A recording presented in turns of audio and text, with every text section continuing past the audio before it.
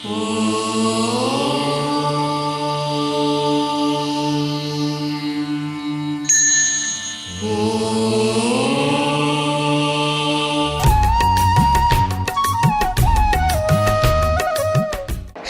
में आए थे महावीर और लाखों लाखों की जगाई थी जिन्होंने तकदीर। लाखों लाखों की जगाई थी जिन्होंने तकदीर। पांचवें आरे में भी चल रहा महावीर का शासन। पांचवें आरे में भी चल रहा है महावीर का शासन और महाश्रमण में दिख रही है महावीर की तस्वीर। तो हम आज आचार्य प्रवर की सन्निधि में यह कार्यक्रम यहाँ नलवाड़ी में मना रहे हैं। पन्नगे च सुरेंद्रे च कौशिके पाद संस्पृशि निर्विशेष मनस्काय श्री वीरस्वामिने नमः। आर्हत वाङ्मय में कहा गया है, लोगुत्तमे समणेनाय पुत्ते। श्रमण ज्ञात पुत्र लोकोत्तम है। लोकोत्तम श्रमण ज्ञात पुत्र भगवान महावीर हैं, परंतु वे ही नहीं हैं, और भी दुनिया में लोकोत्तम हैं। सारे अरहत दुनिया में लोकोत्तम हैं। सारी सिद्ध आत्माएं लोकोत्तम है। सारे साधु भी अपनी सीमा में लोकोत्तम हैं। और महत्वपूर्ण बात है, केवली प्रज्ञप्त धर्म लोकोत्तम है। शास्त्रकार ने कहा कि लोकुत्तमे समणेनाय पुत्ते, श्रमण ज्ञात पुत्र लोकोत्तम है। यह नहीं कहा ज्ञात पुत्र ही लोकोत्तम, ऐसा नहीं कहा आगमकार ने। अर्थात वे लोकोत्तम हैं, ठीक है, तो और लोकोत्तम नहीं है ऐसा भी नहीं कहा। अनंत आत्माएं दुनिया में लोकोत्तम हैं। आज हमारे लिए प्रासंगिक भगवान महावीर हैं। चैत्र शुक्ला त्रयोदशी भगवान महावीर की जन्म जयंती। और महावीर जयंती का कार्यक्रम या दिन ऐसा आता है, जैन शासन को एक जगह एकत्रित होने का अवसर भी मिल जाता है। श्वेतांबर, दिगंबर, जगह जगह आज के दिन विराट रूप में या मध्यम या संक्षिप्त रूप में महावीर जयंती का कार्यक्रम आयोजित हो रहा होगा, हुआ होगा या होगा। और कितने कितने जैन साधु साध्वियाँ विभिन्न संप्रदायों के साथ में मंचासीन होते हैं। हम लोग नलवाड़ी में हैं, संभवतः और तो कोई जैन साधु नलवाड़ी में है नहीं, केवल हम लोग ही जैन श्वेतांबर तेरा पंथ के ही साधु साध्वियाँ और समण श्रेणी के सदस्य और आचार्य यहाँ विराजमान हैं। अन्य संप्रदाय के साधु साध्वियाँ कोई असम में आने के बाद भी नहीं मिले, बंगाल में भी नहीं मिले। यानी मानो कि अन्य संप्रदाय के साधु साध्वियाँ तो दुर्लभ हो गए हैं हमारे लिए। हम इतने दूर आ गए हैं कि अन्य जैन संप्रदायों के आचार्य साधु साध्वियों का मिलना भी मुश्किल हो रहा है। नेपाल में घूमे तो हमें कोई भी अन्य जैन संप्रदाय का साधु आचार्य संभवतः नहीं मिला। मिला हो तो हमें तो याद नहीं है, कोई नहीं मिला है। भूटान में तो भूटान में नहीं मिले, बिहार प्रांत में भी कोई दूसरे कोई हमें हमारा मिलना हुआ हो ऐसी स्मृति नहीं है। खैर इस एरिया में लगता है अकाल, इस एरिया में अकाल है। एक दृष्टि से साधु साधियों का हमारे साथ वाले हम लोगों से सुकाल तो जरूर हो गया है, बाकी इस एरिया में साधु साधियों का कुछ अकाल सा लग रहा है, क्योंकि और संप्रदाय के साधु साधियों से मिलन नहीं हो रहा है। खैर होते तो नलबाड़ी में और कोई होते तो एक संभावना बनती कि वो भी हम साथ में कार्यक्रम में संभागी बनते, पर हम हैं उतने ही हैं। हमारे साधु साधियाँ समणियाँ यहाँ उपस्थित हुए हैं। महावीर जयंती का कार्यक्रम एक जैन धर्म को समझने का, प्रभु महावीर के बारे में कुछ जानने का, बताने का, सुनने का अच्छा अवसर बन जाता है। भगवान महावीर जैन धर्म के इस अवसर पिणी काल के इस भरतक क्षेत्र के 24वें तीर्थंकर थे और अंतिम तीर्थंकर हुए थे। भगवान महावीर को जैसा हमने कुछ समझा है, जाना है, उनकी जो अहिंसा और समता की साधना थी, मानो कि अप्रतिम साधना थी उनकी। चंड कौशिक सांप से मिलना हुआ उनका, चंड कौशिक सर्प ने दसा, और देव जाति उनके लिए प्रणत हो जाती। एक प्रतिकूलता की बड़ी स्थिति और एक अनुकूलता की बड़ी स्थिति, इन दोनों स्थितियों में वे कितने सम रहे थे। जैन शासन के महानायक भगवान महावीर, और हम लोग जैन आगमों के या भगवान महावीर के अनुयायी हैं। साधु संस्था भी है और गृहस्थ लोग भी भगवान महावीर के अनुयायी हैं। गृहस्थ लोग जो अपने आप को जैन मान रहे हैं, वे इस बात पर मनन करें कि हम जैन हैं तो किसी रूप में मांसाहार का सेवन तो हमारे द्वारा नहीं हो रहा है, कभी अंडा तो हमारे भोजन में नहीं आ रहा है। हमारे या हमारी संतानों बच्चों के भोजन में, भले वे हॉस्टल में कहीं रहने वाले हों, भले हॉस्पिटल में रहने वाले कोई रुग्ण व्यक्ति हो, अंडा तो उनके भोजन का विषय नहीं बन रहा है। नॉन वेज उनका खाद्य नहीं बन रहा है, उनके पेट में कहीं नॉन वेज तो नहीं जा रहा है। यह चिंतन जैन गृहस्थों को भी करना चाहिए। जैसे दवाई ली जाती है, लाल रंग का चिन्ह अगर है कैप्सूल पर, दवाई पर, वो दवाई तो नहीं ली जा रही है, या उस दवाई से भी बचा जा सकता है क्या जिस पर लाल रंग का चिन्ह स्पष्ट किया हुआ है। निर्माणकर्ताओं ने बता दिया कि नॉन वेज है या अंश नॉन वेज का इसमें है, उसका सेवन तो हमारे द्वारा नहीं हो रहा है ना। अभी मैं साधु संस्था को नहीं कह रहा हूँ, अभी मैं खासकर गृहस्थ लोगों को बता रहा हूँ कि उनकी जागरूकता इस विषय में रहनी चाहिए। जितना संभव हो सके वे ऐसी औषधि से भी बचने का प्रयास करें जो स्पष्ट रूप में नॉन वेज के रूप में बताई गई है। अर्थात नॉन वेज उनके मुख का, उनके शरीर का स्पर्श करने वाला भोजन न बन जाए, या उनके पेट में, उनके मुख से न चला जाए। नॉन वेज से बचने का प्रयास रहना चाहिए। बच्चे हॉस्टल में पढ़ते हैं, उनके भोजन में भी नॉन वेज तो नहीं है। आप लोग यात्रा करें, प्लेन से करें, ट्रेन से करें, कहीं नॉन वेज तो नहीं जा रहा है शरीर में।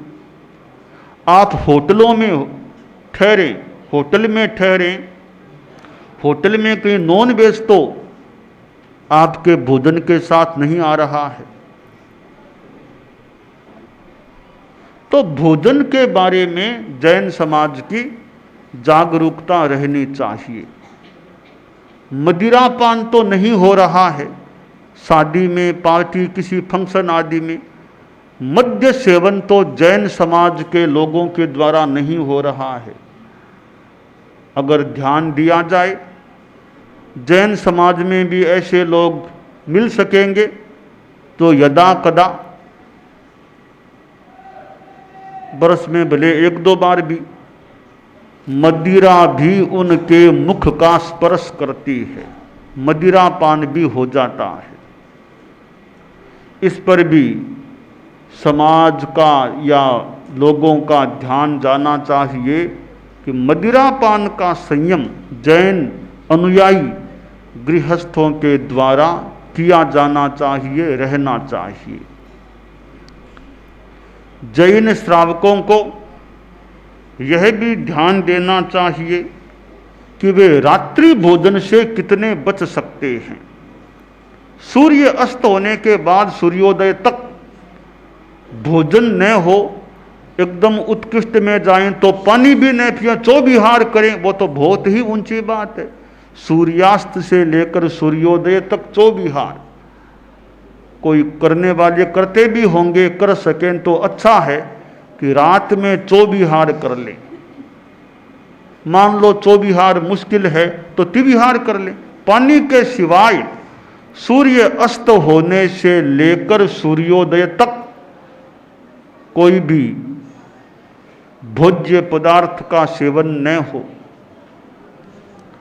वह भी मुश्किल है, दवाई पानी आदि को छोड़कर के परिवर्जन कर ले। और जिनको यह लगे कि सूर्यास्त के बाद नहीं खाना कैसे संभव होगा, जहां जल्दी ही सूर्यास्त हो जाए फिर सूर्यास्त के बाद खाना ही नहीं, 4-5 बजे ही जहां सूर्यास्त हो जाए फिर खाना नहीं, कैसे संभव हो। यह भी मुश्किल लगता हो तो रात को 10 बजे के बाद तो भोजन न करें। रात को 10 बजे के बाद तो खाना न खाएं, भले विवाह हो या कुछ भी, रात को 10 बजे के बाद भोजन नहीं। यानी बहुत ढील करते जाएं, ढील करते करते यहां तक आ जाए, और तो क्या करें कि भाई ठीक है सूर्यास्त के बाद भी खाना नहीं छोड़ सकते, 10 बजे के बाद का खाना छोड़ दे, 10 बजे से लेकर सूर्योदय तक तो भोजन नहीं करेंगे। मान लो दवाई दूध लेना पड़ेगा तो उसको भी छोड़ दो, दवाई के लिए कुछ खाना पड़े उसको भी छोड़ दें, भोजन के रूप में तो 10 बजे के बाद कभी न करें। इस प्रकार रात्रि भोजन के विरमण का भी जैन समाज के श्रावकों को, गृहस्थों को प्रयास करना चाहिए। मैंने कई लोगों से पूछा कि संवत्सरी का उपवास करते हो या नहीं। करने वाले करते भी हैं, करते हैं। कोई लोग संवत्सरी का उपवास भी नहीं करते हैं या नहीं कर पाते हैं। शरीर की स्थिति है, स्वास्थ्य की स्थिति है कि संवत्सरी का उपवास भी नहीं कर सकते। जितना संभव हो सके, थोड़ा सा कष्ट हो, भूख लगे, उसको भी सहन करके संवत्सरी का उपवास तो साल में एक बार आती है संवत्सरी, साल में 2 बार नहीं, 1 बार आती है। यानी जिसकी जो मान्यता संप्रदाय की उसके हिसाब से 1 बार आती है। तो संवत्सरी के उपवास का यथासंभव प्रयास करना चाहिए। अब शरीर की अक्षमता है, 10, 11, 12 बजे तक भूखा रह जाए, उतना कर ले। तो संवत्सरी याद रहे कि आज संवत्सरी है, संवत्सरी के दिन आज संवत्सरी है, ये दिमाग में तो बात आए कि आज संवत्सरी है। ऐसा नहीं कि आप कहीं पर भी रहते हैं, असम के विभिन्न क्षेत्रों में जैन समाज के लोग रहते हैं, उनको कोई बताने वाला भी न मिले कि आज संवत्सरी है, आम दिन की तरह संवत्सरी आए चली जाए, पता भी न रहे, ऐसी विस्मृति नहीं होनी चाहिए। इतनी सूचना तो मिल जाए तो अच्छा रे, भी संवत्सरी अमुक दिन आ रही है, कुछ तो भूखा रहने का प्रयास करना, हो सके तो उपवास करना, सामायिक का प्रयास करना, नवकार का जप करना। तो संवत्सरी को भी भले संवत्सरी हो या अनंत चतुर्दशी हो दिगंबर समाज की, उसको भी मनाएं, उसको भी तप के द्वारा, साधना के द्वारा मनाएं। 10 लक्षण 10 धर्मों के द्वारा 10 लक्षण पर्व मनाएं, इधर पर्यूषण पर्व मनाएं। तो जैन समाज के श्रावकों में पर्यूषण व 10 लक्षण जो जिसका मान्य है, उसकी आध्यात्मिक आराधना का भी प्रयास होना चाहिए। जैन धर्म के अनुयायी हैं, नवकार मंत्र का जप होता है या नहीं? जो नमोकार धारो, जैन कौन? जो नमस्कार महामंत्र को धारण करे, नवकार मंत्र का जप करे और हमारी आस्था अरहत के प्रति हो, सिद्धों के प्रति हो, आचार्यों के प्रति, उपाध्यायों के प्रति, सब शुद्ध साधुओं के प्रति हो। धर्म के आराध्य अरहत हैं, पंच परमेष्ठी है और लौकिक दृष्टि से भक्ति योग्य, आराधना योग्य हो सकते हैं। धर्म की दृष्टि से वीतराग प्रभु सर्वज्ञ तीर्थंकर अरहत हैं, सिद्ध हैं, आचार्य हैं, उपाध्याय हैं, साधु हैं, ये हमारे धर्म के आराध्य हैं। तो नमस्कार महामंत्र में ये 5 शक्तियां हैं। नमस्कार महामंत्र का जप होना चाहिए, नवकार को न भूलें, थोड़ा जप तो रोज हो सके, यह प्रयास जैन गृहस्थों का रहना चाहिए। बच्चों को भी वो थोड़ा बोलना सीख लें, समझ पकड़ लें, नवकार मंत्र का स्मरण उनको करा देना चाहिए, कर लेना चाहिए, फिर उन्हें भी रोज नवकार का जप करें, स्मरण करें, ऐसी प्रेरणा दी जानी चाहिए। जैन धर्म के अनुयायी हैं, बिजनेस धंधे में घोटाला धोखाधड़ी से जहां तक हो सके बचना चाहिए। बिजनेस में भी धर्म को साथ में जोड़े रखना चाहिए, फिर धोखा नहीं, स्पष्टता रहनी चाहिए, पारदर्शिता रहनी चाहिए। बेईमानी से आपने 1 करोड़ भी कमा लिए, 5 करोड़ भी कमा लिए, 20 करोड़ कमा लिए, 1 अरब भी कमा लिए, कोई खास बात नहीं है। ईमानदारी से 1 लाख भी आपने कमाए हैं, शुद्ध व्यापार किया है, उस 1 लाख का भी इसलिए महत्व है क्योंकि उसके साथ आपका धर्म जुड़ा हुआ है, ईमानदारी जुड़ी हुई है। तो जीविका अर्जन में, जीविका प्राप्ति में भी प्रामाणिकता जहां तक संभव हो सके जोड़े रखने का, बनाए रखने का प्रयास जैन समाज के गृहस्थों को रखना चाहिए।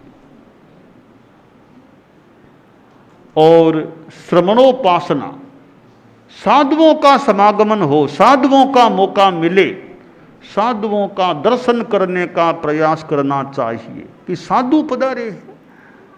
और असम जैसे प्रांत में भी हमारे कितने साधु पधारे हैं,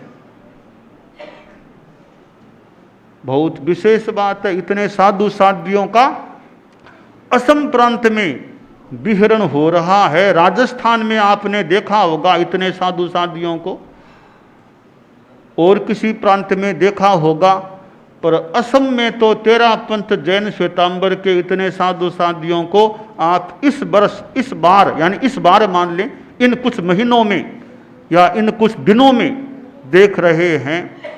तो साधुओं का मौका मिले तो उनकी उपासना करना चाहिए, साधुओं की वाणी का श्रवण का यथासंभव यथोचित प्रयास करना चाहिए। और आजकल तो टीवी के माध्यम से भी संत वाणी को सुनने का मौका मिल जाता है, घर बैठे संत वाणी गुरुवाणी श्रवण का मौका मिल सकता है। तो श्रवणोपासना भी जैन गृहस्थों को करनी चाहिए, जितना संभव हो सके, जितना टाइम मिले, जितना मौका मिले, क्योंकि साधुओं की पर्युपासना से श्रवण ज्ञान विज्ञान करते करते सिद्धि तक लाभ प्राप्त हो सकते हैं। भगवान महावीर ने जो अहिंसा की बात बताई, भगवान महावीर या जैन धर्म के उपदेशों का सार है एक बड़ा अहिंसा। कि जीवन में अहिंसा रखो, दूसरों को तकलीफ न पड़े हमारी ओर से बिना मतलब। बहुत बड़ा पेड़ है, पेड़ को भी काटने से बचने का प्रयास करें जैन श्रावक। बड़े पेड़ को भी क्यों कटवाएं, क्यों काटें, उसमें भी तो जीव है, उसमें प्राण है। पेड़ को, बड़ा पेड़ है मोटा, जड़ से कटवाने का काम न पड़े, ऐसा यथासंभव प्रयास रहना चाहिए। और अहिंसा में कि ये भ्रूण हत्या जैसी बात, इससे बचने का यथासंभव प्रयास करना चाहिए कि ऐसे पंचेंद्रिय प्राणी की हत्या हमारे द्वारा न हो जाए। और यह तलाक जैसी चीजें कहीं ऐसा न हो जाए कि किसी घर के ही सदस्य को प्रताड़ित किया जाता है। तो अहिंसा जो जैन धर्म का या भगवान महावीर का जो भी संदेश है, वह हमारे जीवन में रहे। सब्बे पाणा न हंतब्बा एस धम्मे धुवे निये सासे, जो भी शुद्ध वाणी है, यह अहिंसा धर्म, किसी भी प्राणी का हनन मत करो। हालांकि यो जीवन को चलाने के लिए कुछ हिंसा हो जाती है, भोजन करने के लिए भी गृहस्थ को हिंसा का सहारा लेना पड़ता है, परंतु जितना संभव हो सके हिंसा से बचने का प्रयास करना चाहिए। जीवन में संयम हो, हम संयम रखें। आप लोग वाहनों से यात्रा करते हैं तो वाहन की यात्रा में भी कुछ संयम का अभ्यास जितना कर सकें करें। कार से, बस से आप जा रहे हैं, कोई समय की सीमा जितनी हो सके, भी रात को 8-9 बज गए हैं, अब तो कार से यात्रा न करें, रात को यही धर्म ध्यान करें। करना हो तो आदमी आराम कर सकता है कि रात को ज़्यादा वाहनों की यात्रा, खासकर कार आदि से यात्रा न करनी पड़े, तो वह भी संयम है।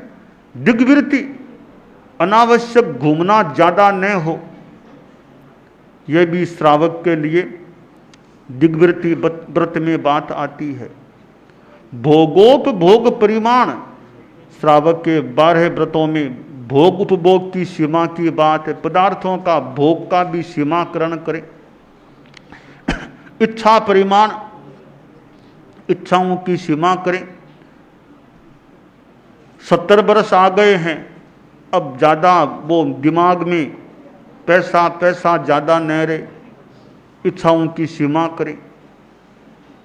तो भगवान महावीर की जन्म जयंती है, ऐसे मौके पर भगवान महावीर या जैन आगमों का जो उपदेश है, जो संदेश है, हम उसको बताने का, सुनने का, समझने का यथासंभव प्रयास करें कि भगवान महावीर जैसी महाविभूति इस दुनिया में अवतरित हुई।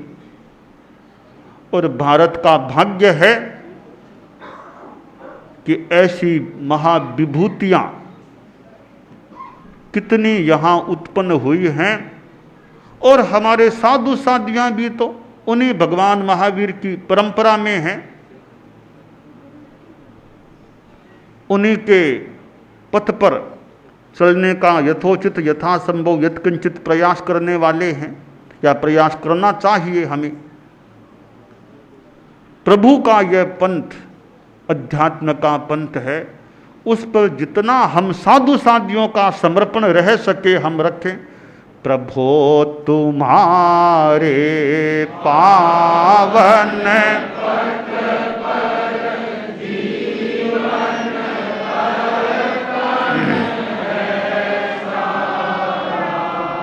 बढ़े चले हम रुके न क्षण भी, हो यह दृढ़ संकल्प हमारा।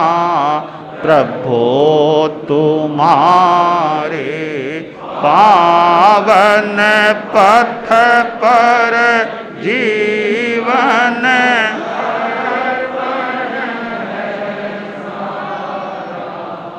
प्राणों की परवाह प्राण को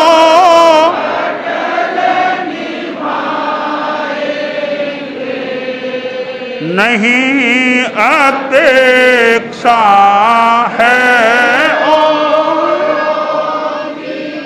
स्वयं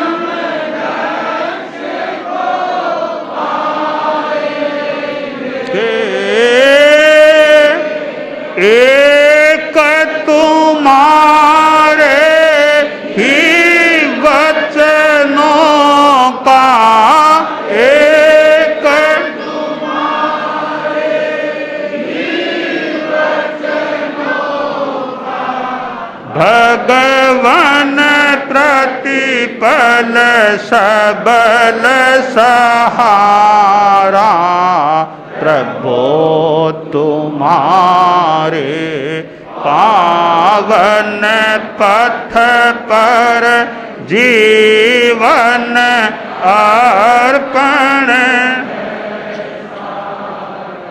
बढ़े चले हम रुके हो यह दृढ़ संकल्प हमारा प्रभो तुम्हारे पावन पथ पर।